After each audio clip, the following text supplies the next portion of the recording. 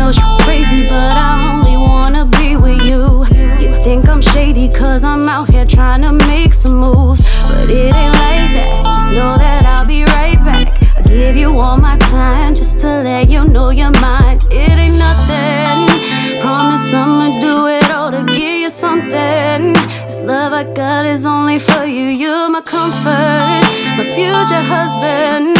I'ma give you all my heart, yeah, all of it, yeah. Baby, I know that I gotta come fix it. You the only nigga that I be missing. Swear I'm coming home to give you the business. Turn off my phone, it can leave me a message. I'ma just cover your body with kisses, kisses. Rub your body down, you know that I miss it, miss it.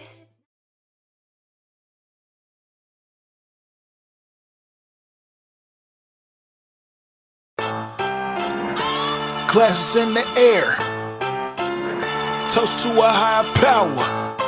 Cause what you tuning into right now, sit down, it's Lito's happy hour.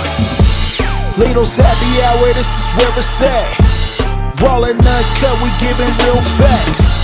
Educating, entertaining all the people. And when it come to podcasts, it ain't nothing equal. Giving people knowledge they can put in action.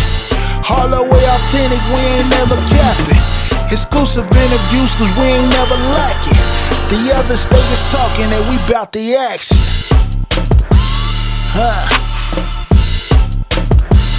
Glasses in the air, toast to a higher power. This is Lito's happy hour.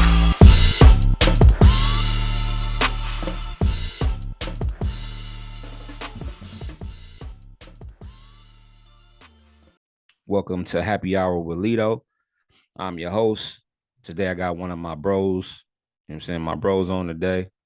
You know what I mean? My guy's a spoken word artist, poet, influencer, you know what I'm saying, father, you know, son, brother, husband, you know what I'm saying, soon to be husband, you know what I'm saying, my guy Julius. Kelly, how you doing, bro? I'm doing great, man, doing great. Thanks for having me tonight, Lito. I appreciate it. For sure, no problem, bro. So, you know what I mean, one of the things that I do, man, with everybody is, you know, I'm a big person that's, you know, always talking about mental health, you know what I'm saying? Right. So what I want to do is ask you, you know what I'm saying, how you feeling today? You know what I mean? 1 through 10, tell me like where you are. And then also tell me one good thing you told yourself or said about yourself this week. Well, right now I'm at a 10. I feel like today. And what made me feel that way this week is just everything just been moving in the right direction, man. As far as the way I'm thinking, my life with God, of course, my wife, my career, me doing my thing with poetry as well, following my dreams. So everything's just moving in the right direction, man. I'm feeling real good. I'm excited.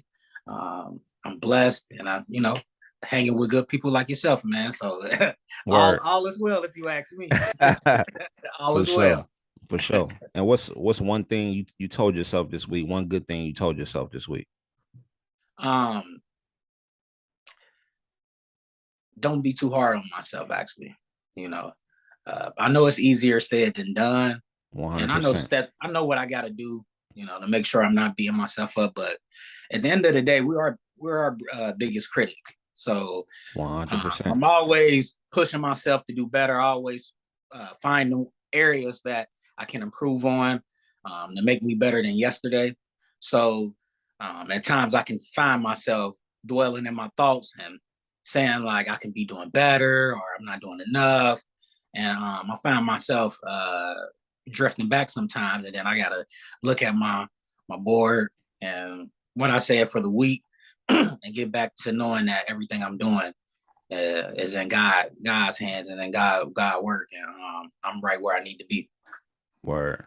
I always tell men, you know what I'm saying, because I started this group. I think I added you in it, bro. It's called the Brotherhood, and yes. On Facebook. And I always say, man, it's not about perfection. It's about progression. You know what I'm saying? Mm-hmm. Being a better person today than you were yesterday. Because a lot of times when we think about anxiety right. comes from thinking you know what I mean, outside of the day that you're in. Right.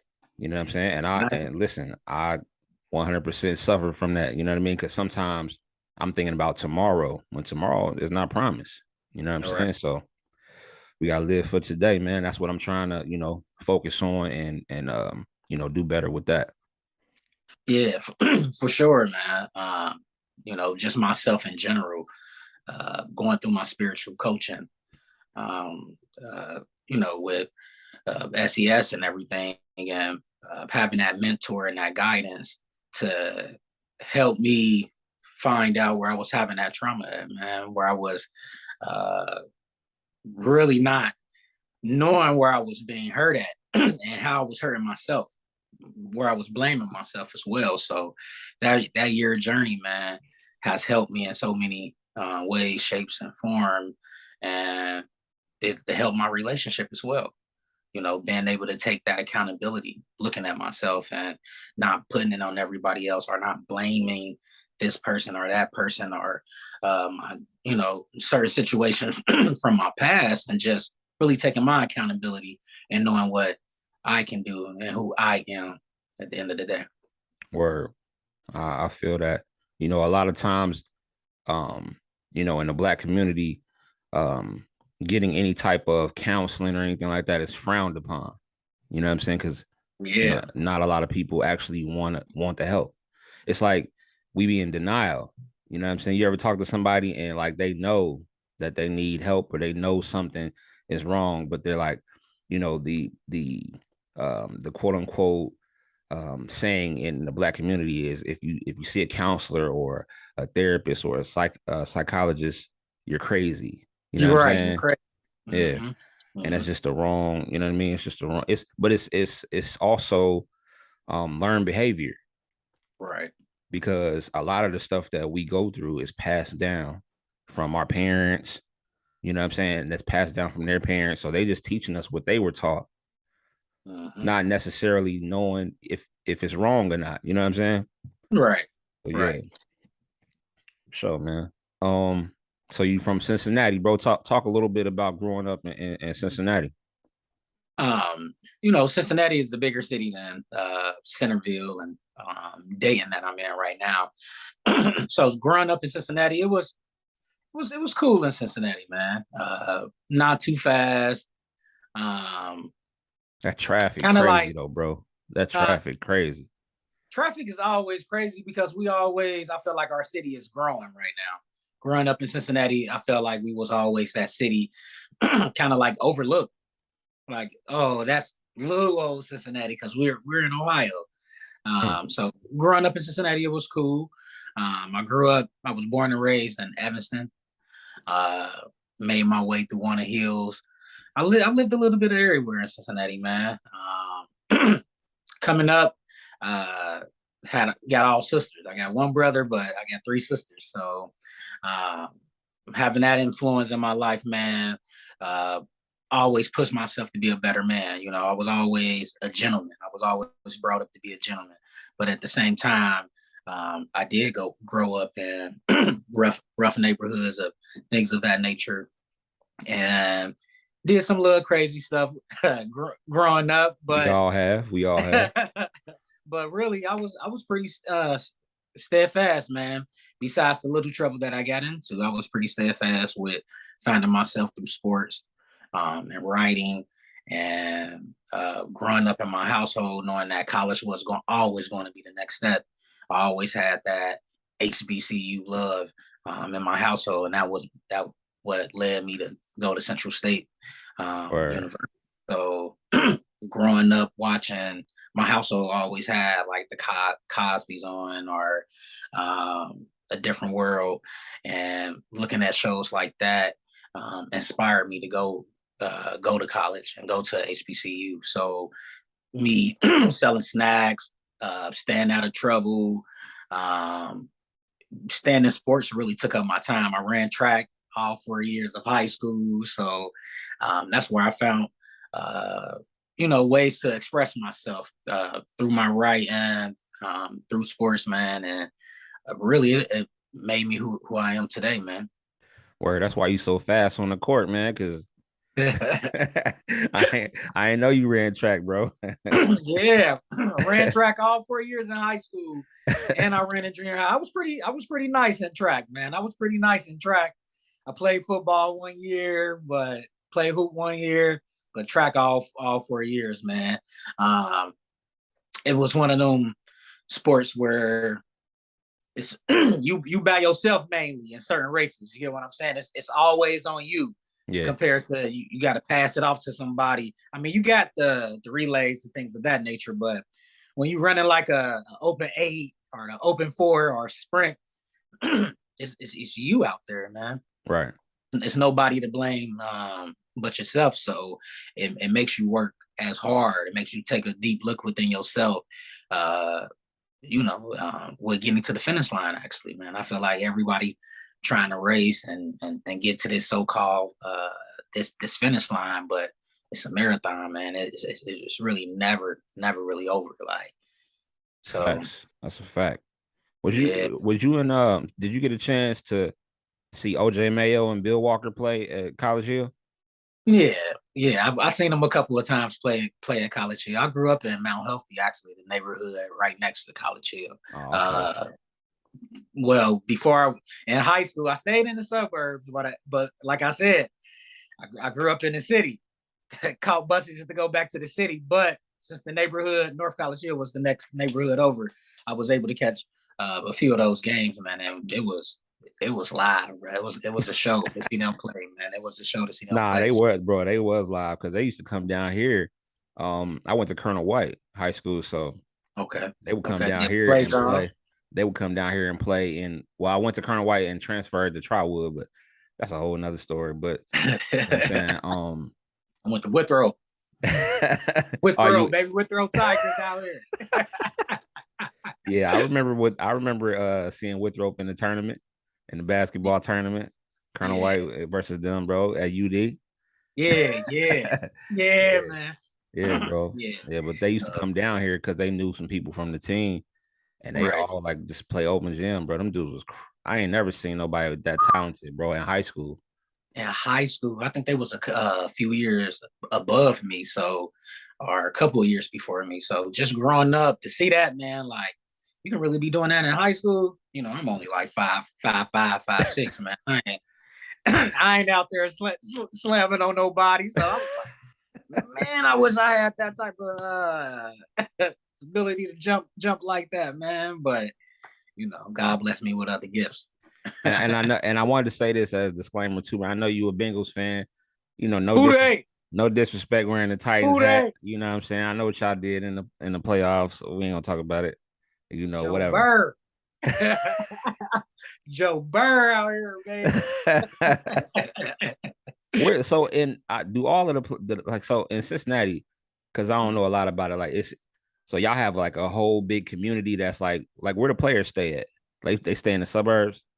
Man, I think they stay like downtown and something. Okay. Yeah. Nice big high rises and stuff, and probably across the river and stuff like that. They ain't staying nowhere in like the city for real, I don't think. And you know, I'm from Cincinnati, but I lived here in Dayton for the last 12 years, man. So it's been like my city didn't expanded so much, man. My city didn't grew and getting bigger, more life coming to it, more Black-owned businesses coming. Bird, I seen Burrow was wearing Black-owned, and I was I'm wearing. I got one of their shirts on now, man. Not just in February, you know.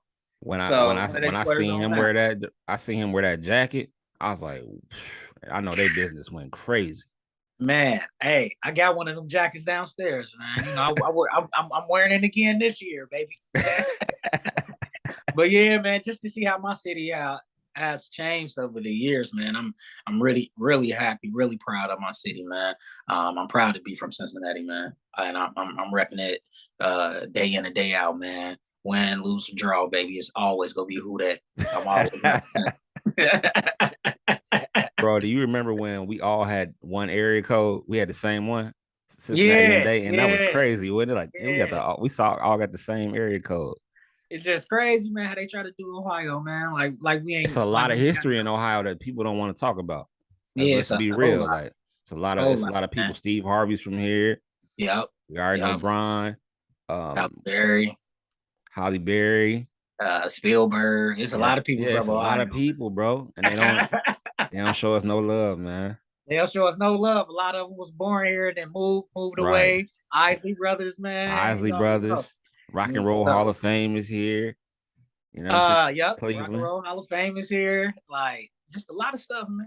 A lot of stuff. A lot of stars come from Ohio, man, and they just, leave, expand out.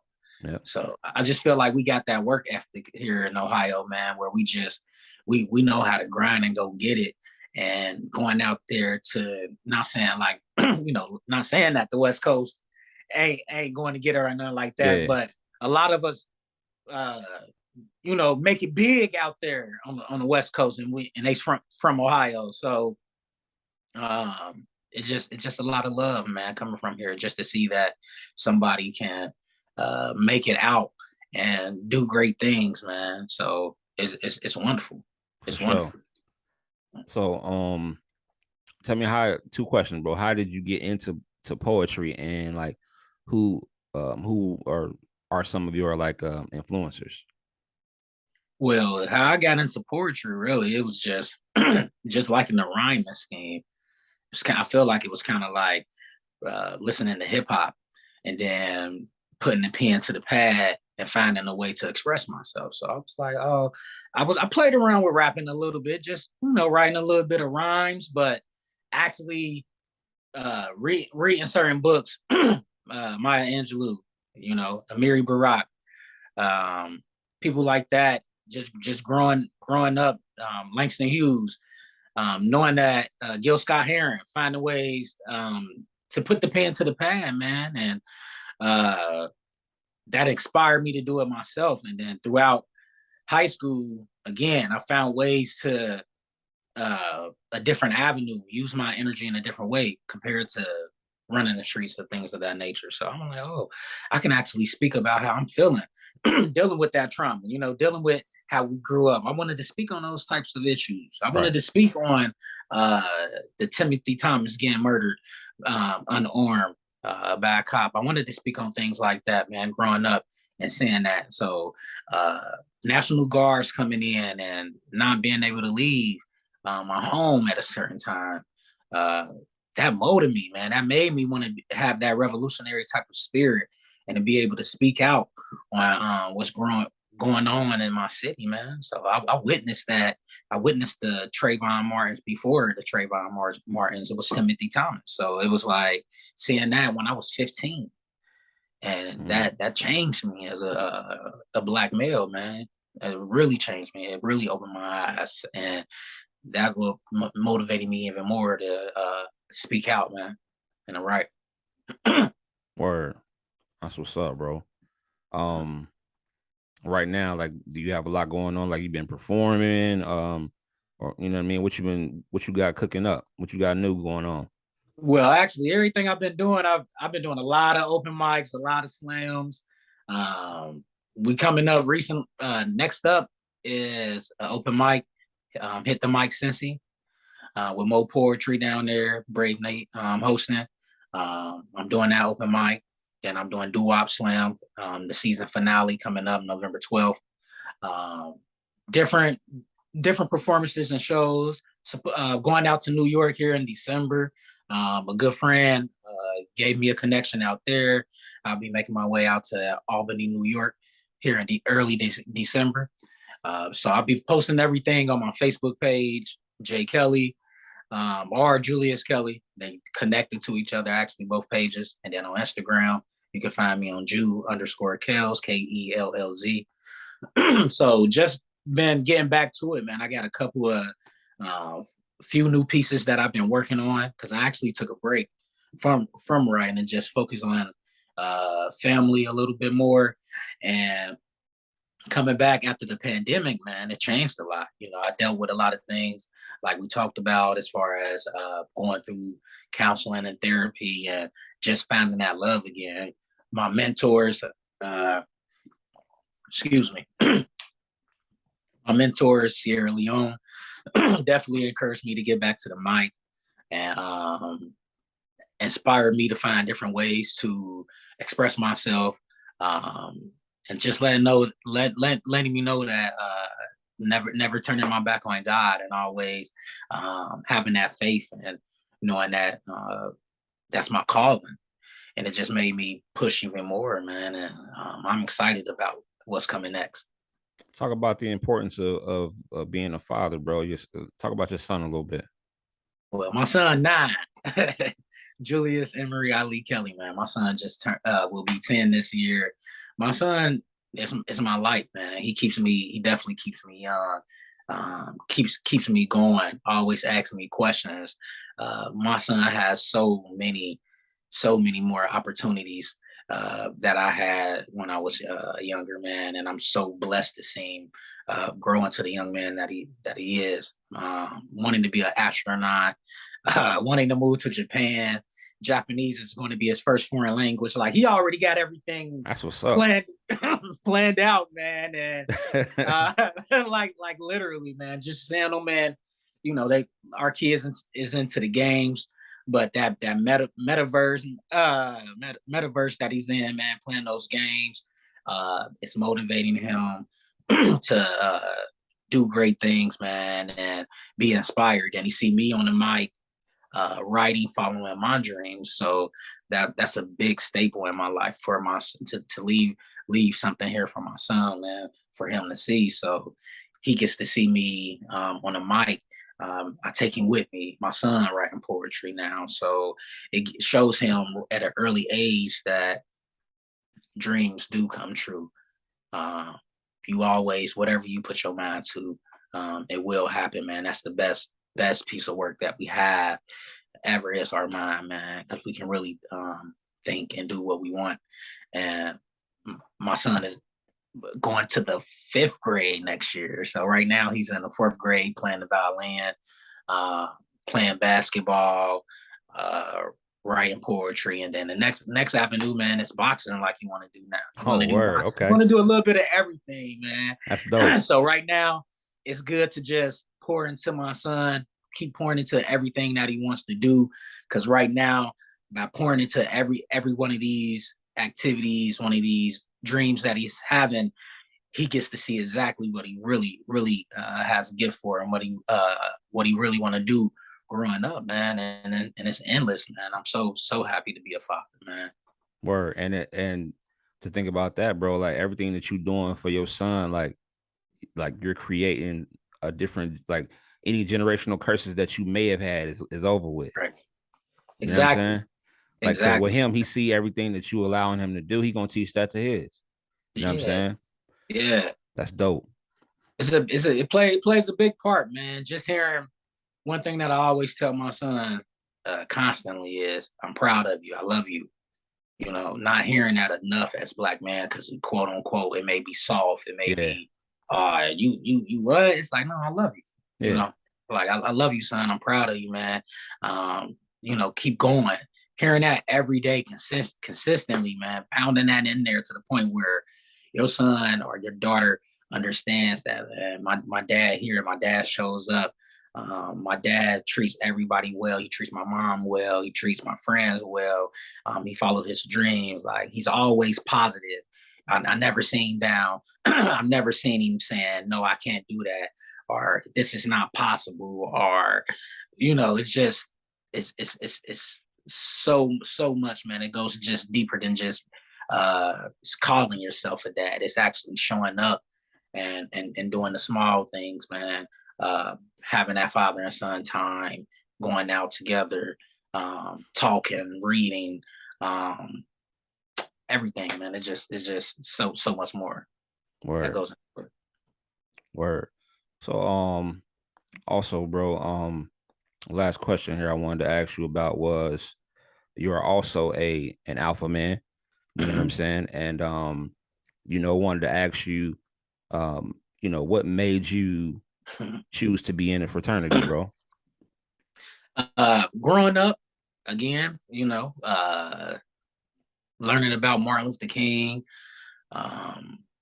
W.E.B. Du Bois, that HBCU history, a lot of Greek history there, going into the HBCUs and finding out, that Martin Luther King was an alpha growing up.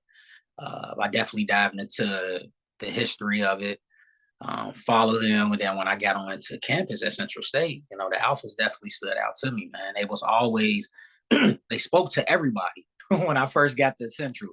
I'm walking around and they're speaking to everybody, man, no matter who you is, no matter how you look, how you doing today. I felt like, well, these guys really care about me. And they always spoke. It never mattered what day it was. They always asked how I was doing in school, was I keeping my grades up, things of that nature. And I seen what they did for the community as well. So what they did around campus, how they impacted the community, and how international it was. And I just wanted to be a part of that. I wanted to be a part of the Black and Old Gold. And I'm getting to pass that down to my son. And just growing up and learning about it, and actually joining a fraternity in 2010, it's so much more than just what people think, man. It really inspiring a lot of people, the things that we do for ourselves, our communities, our families, and it's great, man. Word. Is there a difference, bro? Like, cause I know somebody told me like, you can still be in a fraternity, but you have to sign some paperwork and pay something. Is that true? Or is there a difference of doing it that way? You know what I'm saying? Or should you go through the, you know what I mean, the natural way of everything? I'm gonna say this. Yeah, say what you can say. I was I'm gonna say this, man. It's as far as joining for the fraternity or sorority, man. As far as like doing the process or not doing the process, man, it's totally up to you, bro. You get what I'm saying? That's on you. For me, right. It's for me. I went to college. You know, it ain't no pad, no pen this way, brother. No pad, no pen this way. No pad, no pen this way, brother. But I ain't gonna say whether you should or whether you not. I'm just gonna say what I chose to do, man. Mm-hmm. I chose to go through to roll with my LBs. You get what I'm saying? So it was 6 of us all together, man. So I'm blessed. It's love, traditions, everything, man. That brotherhood, I love it, man. So whether they go this way or that way, hey, it's on you. As long as we represent the same thing, we got a goal at the end of the day. That's cool too. But on one end, you do have this, you know, you got this certain knit. Yeah, for sure. You gotta. You know what I'm saying? I feel like you get a different bond. Yeah, you get a different feel when you actually, when you really just when you earn that, man. Yeah.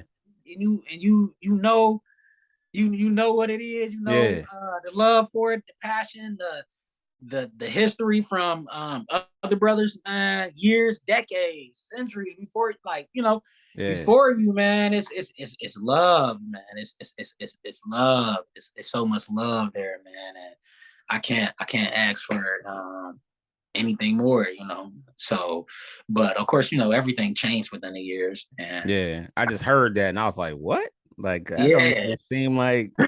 Yeah, it's like, what? That's not right to me. But how you gonna just sign something and, you know what I mean? Like, come on, like that don't even seem authentic. It's like fake Jordans. It don't seem authentic, right? It's like fake J's, bro. Like, you can't do that, bro. I can't. Well, you know, I ain't wearing. Basically, put it this way, I ain't wearing no fake J's. I ain't wearing no fake J's.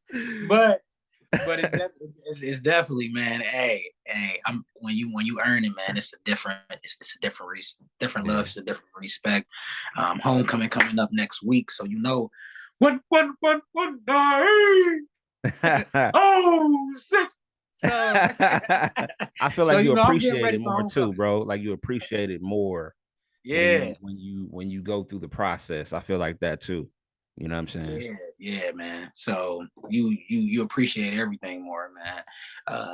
Coming back to homecoming, it's like I said, it's nothing like it, man. You get to see the old heads. And bro, I used to come to y'all homecomings, bro. I used to just come up there and be in the gym and see everybody. It used to go down. Like, I mean, it's lines everywhere. Oh man, it's about to be like that next week, man. I'm telling you, we start early. We start early for homecoming, man. I'm telling you, I can't wait. I can't wait. I'll get to see everybody, man. I get to see a lot of my friends, man. I get to see friends that's now family.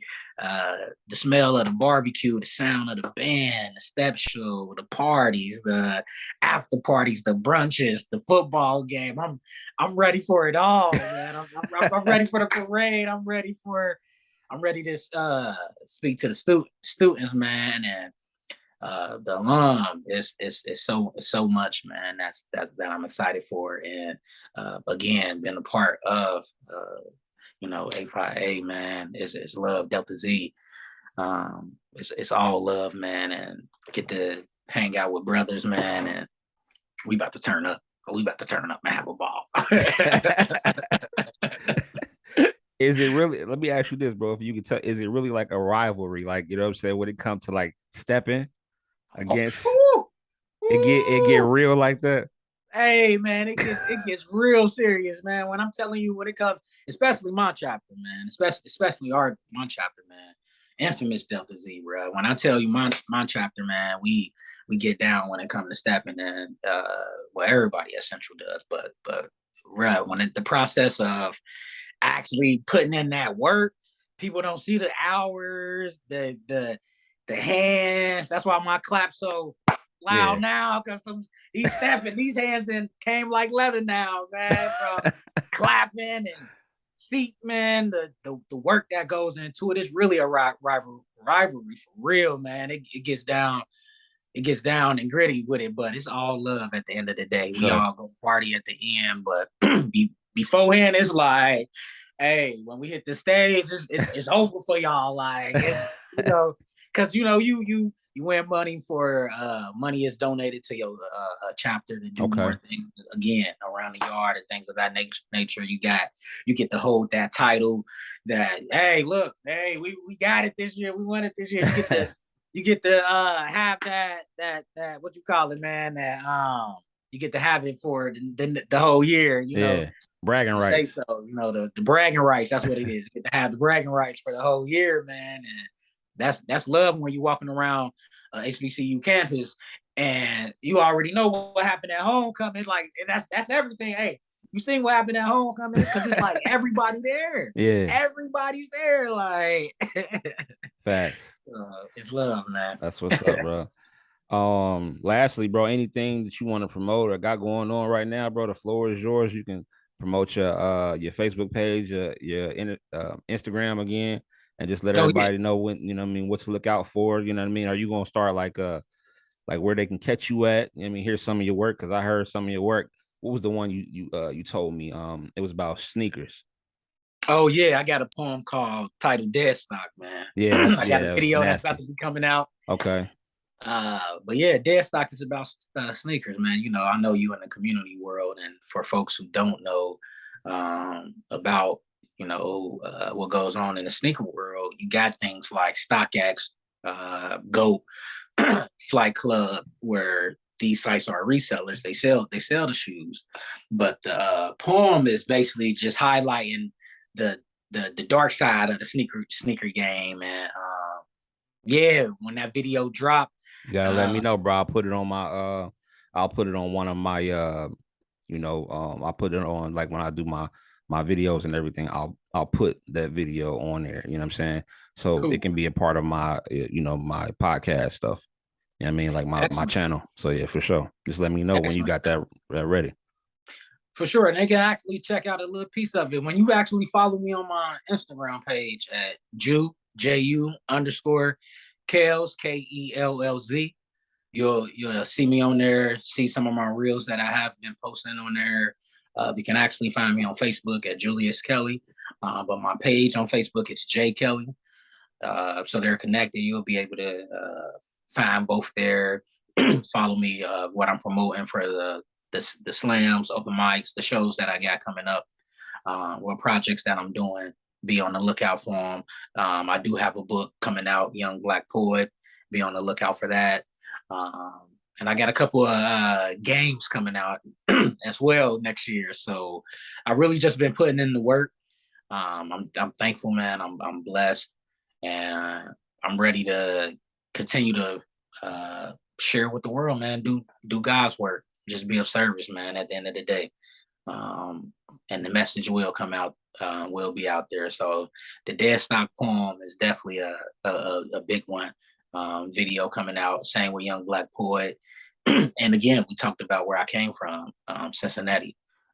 Stripes don't come easy, and that's the title of the poem. And it just basically highlights how I grew up in Cincinnati, what I seen, how it molded me, what I did, and where I'm at now, actually, with everything. So it's awesome, man. Word. Well, listen, bro, I just want to thank you for coming on, man, and chopping it up. You know what I mean? Letting people know your story, bro. I appreciate you. You already know I love you. You know what I'm saying? Love you too, bro. It's all love, man. Thanks for having me, man. Thanks for having me a part of the man group.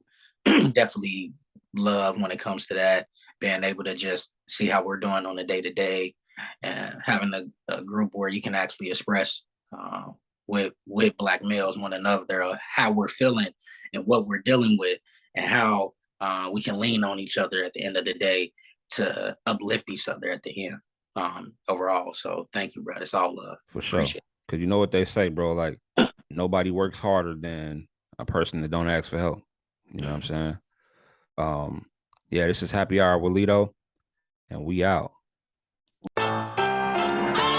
Glasses in the air, toast to a higher power. Cause what you tuning into right now is Lito's Happy Hour. Lito's Happy Hour, this is where it's at. Raw and uncut, we giving real facts. Educating, entertaining all the people. And when it come to podcasts, it ain't nothing equal. Giving people knowledge they can put in action. All the way authentic, we ain't never capping. Exclusive interviews, cause we ain't never lacking. The other state is talking and we bout the action.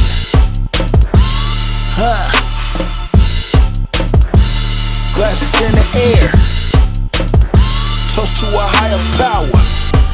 This is Lito's Happy Hour.